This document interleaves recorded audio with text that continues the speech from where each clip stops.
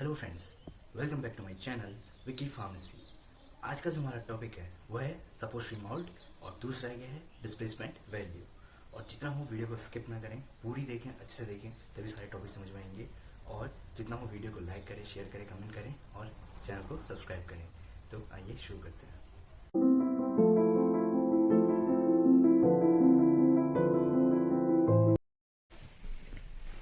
Hello friends, आज का जो हमारा टॉपिक है वो है सपोर्टरी मोल्ड। सपोर्टरी मोल्ड का डायग्राम ये है और इसके में जो भी स्क्रीन में डायग्राम दिख रहा है वो देख लीजिए। उसमें देखो, इसमें जो ये है ये होती है कैविटी, जो छेद है ना, इनको बोलते हैं कैविटी और इनको खांचा भी बोलते हैं, मोल्ड खांचे बोलते हैं। ठीक हो गया। इनमें हम सरी वो क्या कहते हैं सपोर्टरी बेस प्लस साथ में मेडिकामेंट मिला के इसके अंदर डालते हैं। ठीक हो गया।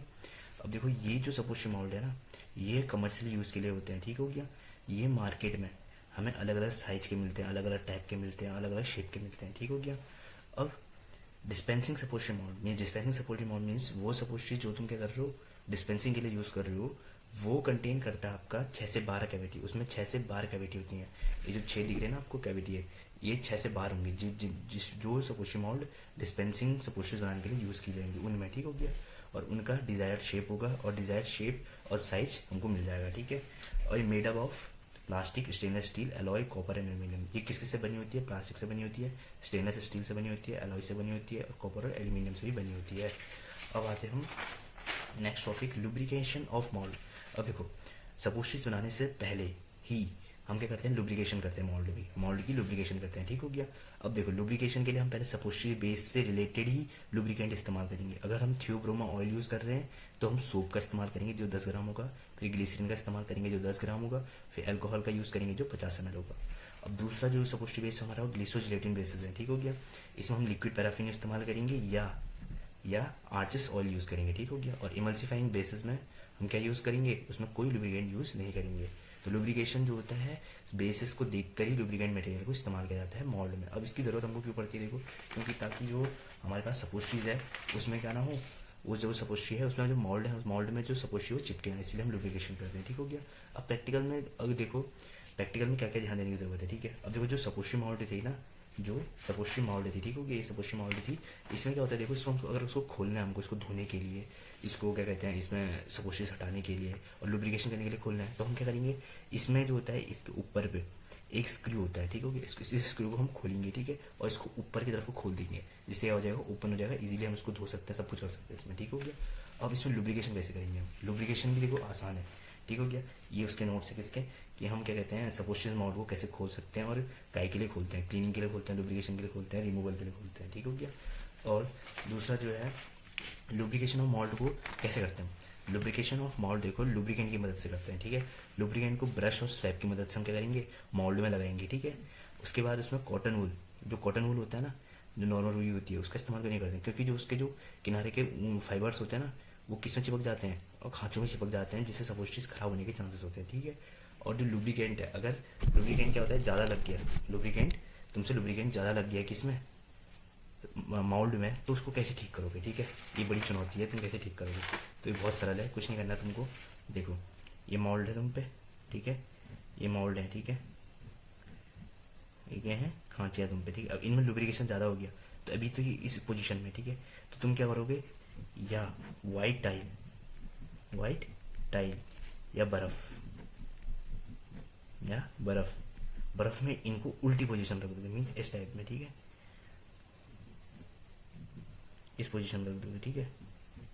उल्टी पोजीशन में रख दोगे इसको, जिससे क्या होगा? जो भी इसमें एक्स्ट्रा लुब्रिकेशन होगा, लुब्रिकेंट होगा, वो हट जाएगा। ठीक है। इतना आसान तरीका है इसका। अब देखो, कैलिब्रेशन ऑफ, सबसे पहले कैलिब्रेशन हम जानते हैं। कैलिब्रेशन क्या होता है? मेजर या कंपेयर, मीन्स किसी चीज़ को नापना या ये मतलब कंपेयर करना, इससे इसको कंपेयर करना, इससे इसका कंपेयर करना। ठीक है।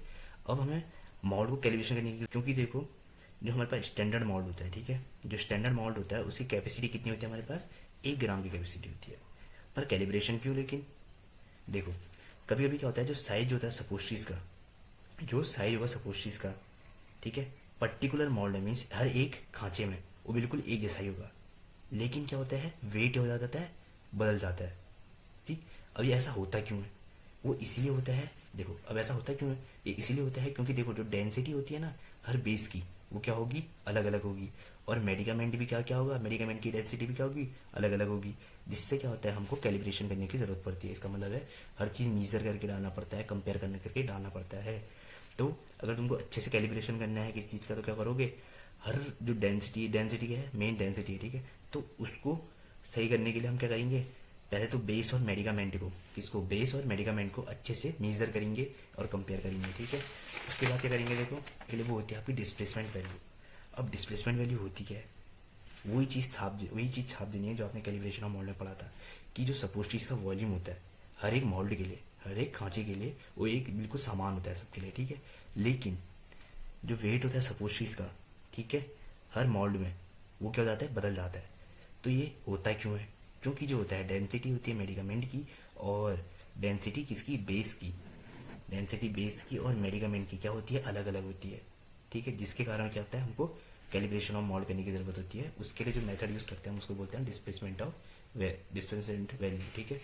अब ठीक है, अगर हमें यूनिफॉर्म और एक्यूरेट वेट की सपोस्टिस बनानी है, तो हमें क्या करना पड़ेगा, allowance must be made of the change in density of the mass on the medicament, जिसे हम डिस्प्लेसमेंट वैल्यू कहेंगे। तो हमें क्या करना पड़ेगा, हमें डिस्प्लेसमेंट वैल्यू का इस्तेमाल करके हमको एक अलाउंस बनाना पड़ेगा, जिससे क्या होगा, से हम डेंसिटी में कोई चेंज डेंसिटी नहीं ऑफ द होगा, mass of density the of mass में कोई मेडिकामेंट चेंज नहीं को होगा। चेंज करके कर इजीली हम सकते हैं क्या कर एक्यूरेट सकते हैं, वेट की, और कैपेसिटी का पता कर क्या कहते सकते हैं हैं, यूनिफॉर्म कैपेसिटी का वेट की क्या बना सकते हैं, कैपेसिटी का सपोस्टिस बना सपोज सकते कैपेसिटी हैं। का पता कर सकते हैं।